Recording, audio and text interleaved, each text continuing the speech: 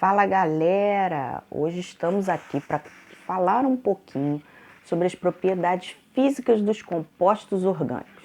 Bora lá? Então, as substâncias orgânicas, em sua maioria, são formadas por moléculas. Estas interagem entre si por interações intermoleculares. Alguns compostos, por exemplo, os sabões, também apresentam íons. E entre estes existe também atração eletrostática. A estrutura espacial, o tamanho, a polaridade, a polarização são fatores que determinam a intensidade das interações intermoleculares e assim as propriedades físicas destes compostos. Quanto mais intensas forem as interações, maiores deverão ser as energias necessárias para promover as transições de fase e, portanto, mais elevadas serão as temperaturas de fusão e ebulição. Então, aqui, ó, CH4 é uma molécula apolar, então a interação é dipolo instantâneo e dipolo induzido. 16 menos 183 como ponto de fusão e 162 como de ebulição.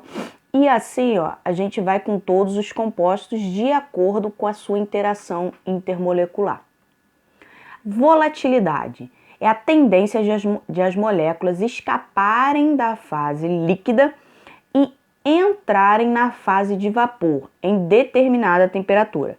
A ebulição envolve o afastamento das moléculas presentes na fase líquida, assim como a volatilidade. Quanto mais fracas forem as interações intermoleculares em um líquido, maior será a tendência de escape de suas moléculas e menor será a temperatura de ebulição.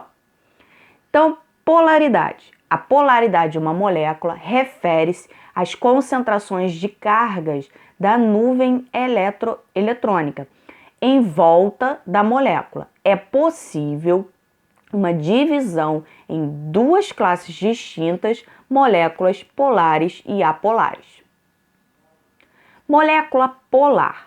A soma vetorial dos vetores de polarização é diferente de zero.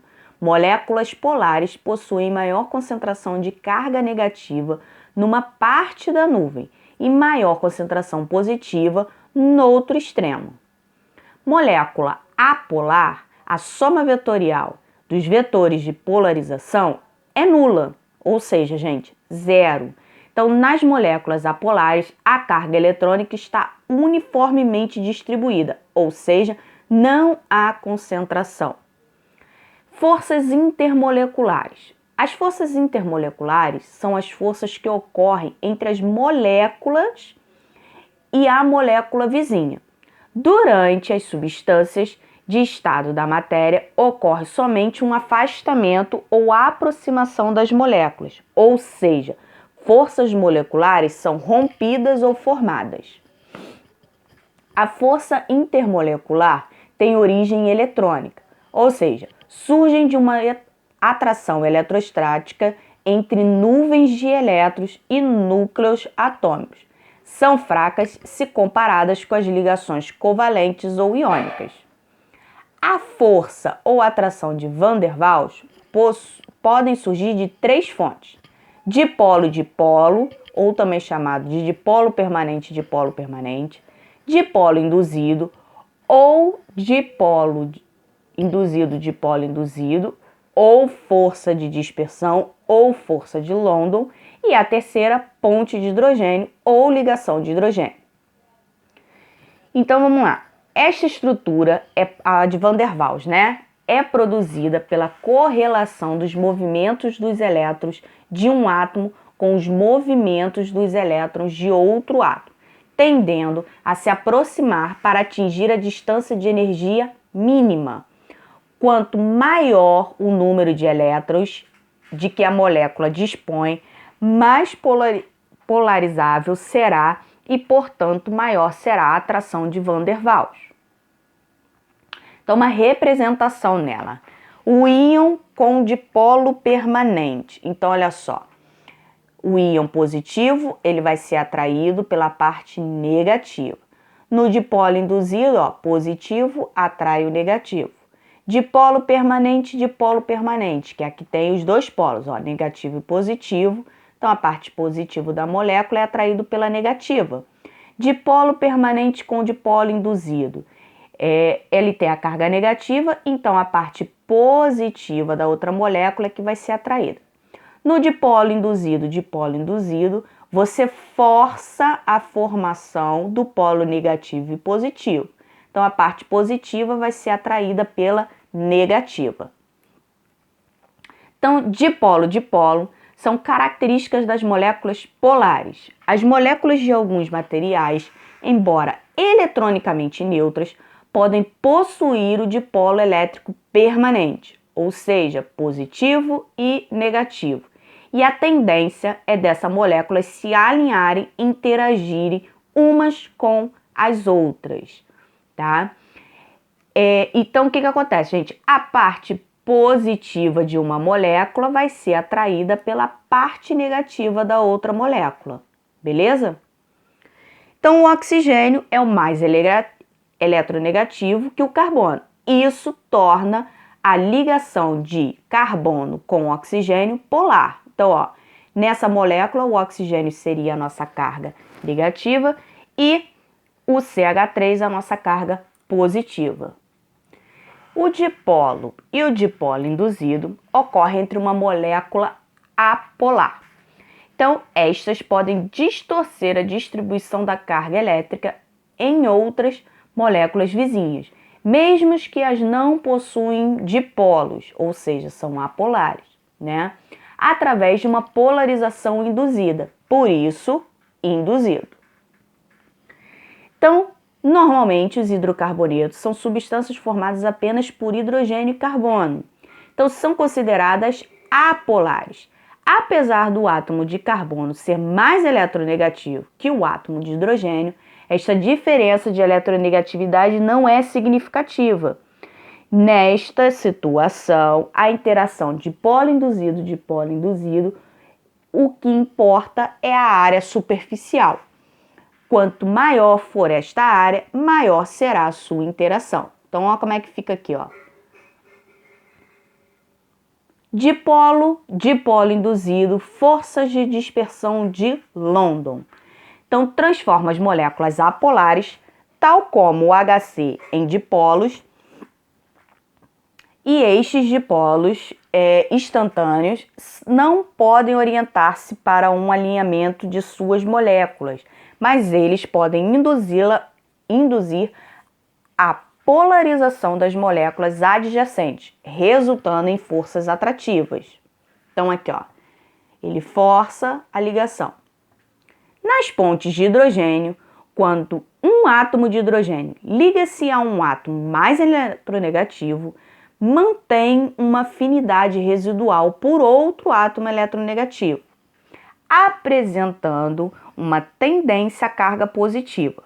Por exemplo, um átomo de hidrogênio, que é receptor de elétrons, pode atuar como uma ponte entre dois átomos de oxigênio, doador de elétrons, ligando-se a um deles por ligação covalente ou ao outro por força eletrostática. Então, ó como é que fica. Então, ocorre quando existe um átomo de hidrogênio e ele define um elétron e um par eletrônico disponível, principalmente em grupos com H e N. Então, olha como é que ficaria, ó. O hidrogênio seria a parte positiva da molécula e ele é atraída pelo par de elétrons livres do oxigênio da outra molécula. Então, olha como é que ele fica. Ele cria interações e pontes entre as moléculas. A ligação hidrogênio, né, ou ponte de hidrogênio, ela ocorre entre átomos de hidrogênio ligados a elementos como oxigênio, flúor ou nitrogênio, com átomos de oxigênio, nitrogênio ou flúor de outra molécula. Estas interações é a mais intensa de todas as forças intermoleculares. Gente, é só lembrar, se é ponte de hidrogênio ou ligação de hidrogênio, só ocorre com flúor, oxigênio e nitrogênio presente. É a chamada FON. Então, olha aqui, ó, como é que é.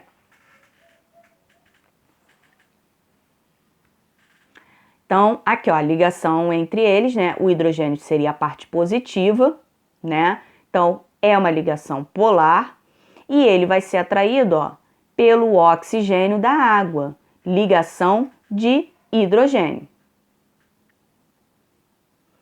Então, na água, deve possuir um tipo de interação diferenciado. O que acontece é que os hidrogênios ligados ao oxigênio é que formam um lado positivo do dipolo permanente nesta molécula. E o átomo de hidrogênio é formado por apenas um próton e um elétron.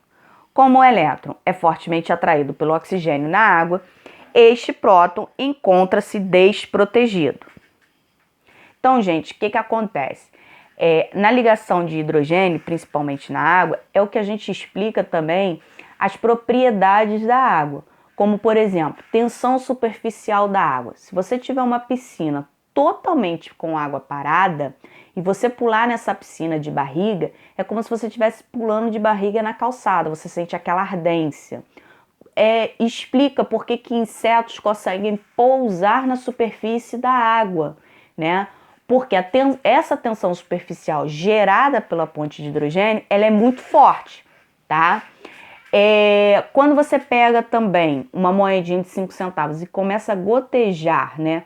Gota a gota a água, você vai ver que você vai conseguir colocar aproximadamente 25 gotinhas de água sem que essa água se derrame, né, da moeda. Então, é uma experiência que, se vocês quiserem fazer para testar a tensão superficial da água com a ponte de hidrogênio, vocês podem estar fazendo. Então, a água possui, então, um dipolo bastante forte, com uma das cargas positivas bastante localizada. Estes prótons podem interagir com as regiões negativas do oxigênio de outras moléculas de água, resultando em uma forte rede de ligação intermolecular. Resumindo, atração dipolo induzido, o dipolo induzido ou força de dispersão de London. 2. Atração dipolo permanente é a dipolo permanente. 3. Pontes de hidrogênio ou ligação de hidrogênio. Então, substâncias apolares estabelecem somente ligações intermoleculares do tipo 1, que é a força de Van der Waals ou de London. Substâncias polares sem ligação entre hidrogênio, flúor, oxigênio e nitrogênio estabelecem ligações intermoleculares, 1, que é de Van der Waals, ou 2, dipolo-dipolo. Substâncias polares com ligação de hidrogênio com flúor, oxigênio e nitrogênio estabelecem interações, né, que podem ser de forças de London ou pontes de hidrogênio. Quanto maior for o tamanho da molécula, mais fortes serão as forças de dispersão de London. Então, a hierarquia dessas forças é como: ponte de hidrogênio é maior que a força dipolo-dipolo, que é maior que a força dipolo-dipolo induzido, beleza? Então, ponto de ebulição: quanto mais fortes forem as ligações intermoleculares, mais elevada será a sua temperatura de ebulição.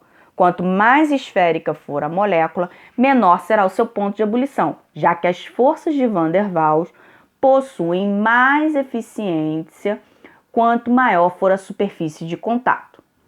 Então, a água, ela tem um comportamento excepcional, né?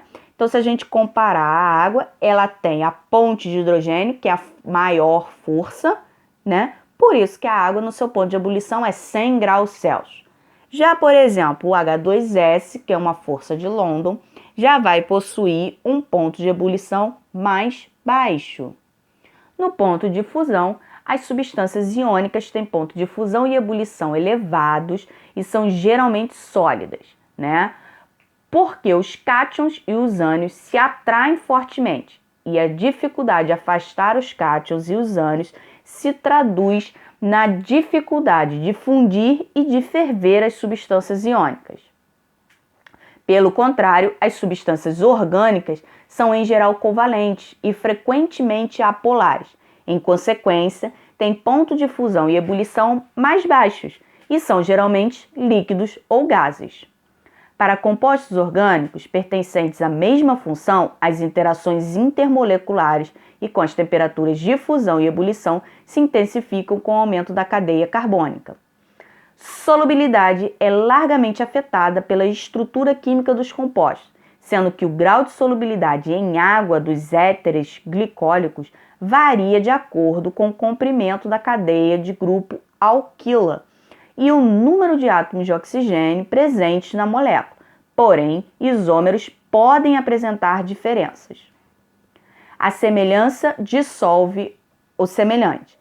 Então, o que acontece, gente? Se eu pegar uma substância polar e colocar numa substância polar, ela é facilmente diluída. Agora, se eu pegar uma substância polar e colocar, numa apolar, ela pode não se dissolver ou dissolver pouca quantidade. Substâncias apolares dissolve substância apolar e não dissolve ou dissolve pouca quantidade de substância polar. Existe basicamente dois meios de substâncias no que se diz respeito à polaridade. As polares e as apolares, como a gente já vem falando, Então, olha só, uma curiosidade, À medida que aumenta-se o número de carbonos dos grupos de alcoóis e ácidos carboxílicos, por exemplo, a solubilidade em meio aquoso vai diminuindo. Então, quanto menor for a cadeia de carbono, mais solúvel ele será em meio aquoso. Quanto maior for a sua cadeia, menos solúvel será em meio aquoso. Nos hidrocarbonetos, quanto maior o número de carbonos, maior o peso molecular, maior o ponto de fusão, maior o ponto de ebulição, E dos hidrocarbonetos de mesmo número de carbonos, quanto menos ramificação, maior a superfície de contato e aí maior, vai ser o ponto de ebulição, o ponto de fusão, Nos hidrocarbonetos não são polares, não são solúveis em águas e são solúveis somente em solventes orgânicos. São menos densos que a água, seu ponto de fusão e ebulição, dos compostos cíclicos são maiores do que os não cíclicos e o ponto de ebulição e de fusão dos alcenos são maiores que dos alcanos correspondentes. Nos alcoóis, já forma-se a ponte de hidrogênio entre si, porque ele tem a presença do OH. Então, quanto maior for o peso molecular, maior é o ponto de ebulição, maior é o ponto de ebulição, Então, o ponto de ebulição do álcool vai ser maior que o ponto de ebulição do hidrocarboneto. Então, quanto maior o peso, menor a solubilidade em água. No éter, não formam pontes de hidrogênio entre si, Então, só tem a força de polo, então, ponto de ebulição e fusão baixo. Então, ponto de ebulição do álcool é maior que o ponto de ebulição do éter, que é maior que o ponto de ebulição do hidrocarboneto correspondente. Nos ácidos carboxílicos, eles são polares e possuem a ponte de hidrogênio entre si. Então, os 4 primeiros ácidos são solúveis em água devido à sua polaridade e às pontes de hidrogênio. Então, ponto de ebulição do ácido é maior que o ponto de ebulição do álcool, que é maior do aldeído e cetona, que é maior do éter, que é maior que o hidrocarboneto. Os aldeídos e cetonas, eles são polares, então eles possuem baixo peso molecular e são solúveis em água. Ésteres e cloretos ácidos, são compostos polares, então tem ponto de ebulição próximos ao ponto de ebulição dos aldeídos e cetonas. Amidas e aminas são polares, pois formam pontes de hidrogênio. Olha a ligação entre nitrogênio e hidrogênio e são solúveis em água. Como explicar a ação dos sabões e detergentes que se dissolvem tanto em água polar como em gordura apolar, Então, olha como é que é a estrutura do sabão, gente? CH3, 14 CH2, C+O ligado a um sódio, A estrutura do detergente já tem a presença aqui, de um anel aromático e SO3. Então, o que acontece, gente?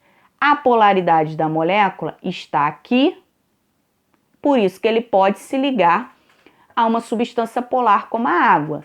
E essa parte toda aqui da substância é a parte apolar, por isso que ele consegue se ligar à parte da gordura. Então, essa parte se liga à água, essa parte se liga, né, à gordura, e aí você consegue remover a gordura das superfícies e depois jogar a água para lavar.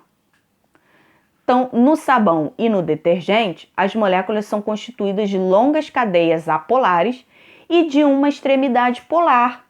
Essa extremidade é um grupo iônico e, portanto, mais polar que o ácido carboxílico correspondente. O sabão, quando entra em contato com a água e o óleo, forma-se uma dispersão chamada de micelas.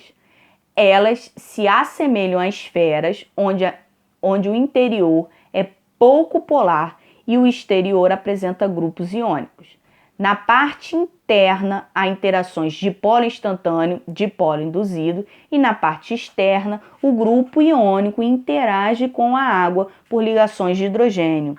Então, olha aqui, essa seria a formação da micela. Nessa parte interna, como ela é apolar, ela se liga à gordura, que também é uma molécula apolar, e essa parte aqui de fora é a parte polar da substância, né? Que vai se ligar à água. Então, galerinha, bons estudos e fiquem com Deus.